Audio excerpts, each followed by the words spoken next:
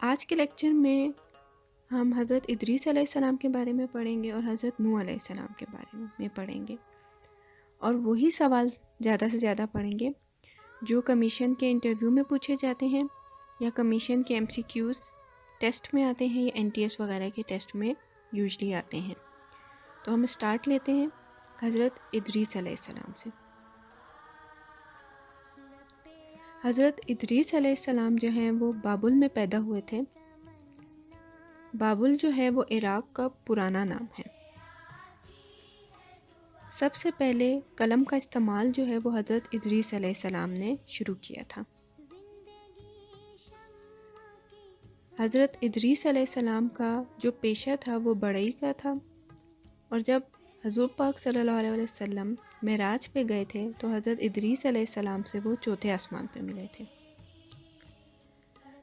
قرآن میں حضرت ادریس علیہ السلام کا ذکر جو ہے وہ سورہ انبیاء میں اور سورہ مریم میں آیا ہے، اور حضرت ادریس علیہ السلام پہ 30 صحیفے نازل ہوئے ہیں۔ حضرت ادریس علیہ السلام کے بارے میں کمیشن میں یوزلی اتنے ہی سوال آتے ہیں، اور انٹرویو میں بھی یہی سوال عموماً پوچھے جاتے ہیں۔ زیادہ جو ہے وہ حضرت نوح علیہ السلام کے بارے میں سوال آتے ہیں، تو اب ہم پڑھیں گے حضرت نوح علیہ السلام کے بارے میں۔ حضرت ادریس علیہ السلام کے 1000 سال بعد حضرت نوح علیہ السلام پیدا ہوئے۔ حضرت نوح علیہ السلام کو بھی عراق کی طرف ہی بھیجا گیا تھا، اور ان کو نبوت جو ہے وہ 40 سال کی عمر میں ملی تھی۔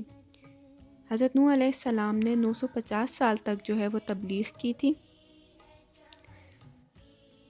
ابو البشر ثانی جو ہے وہ حضرت نوح علیہ السلام کا ٹائٹل ہے، اور حضرت نوح علیہ السلام کو نجی اللہ اور شیخ الانبیاء بھی کہا جاتا ہے۔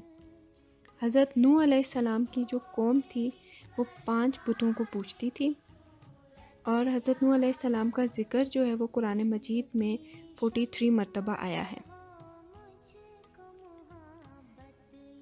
حضرت نوح علیہ السلام کی عمر تھی 1050 سال، اور ان کے 4 بیٹے تھے۔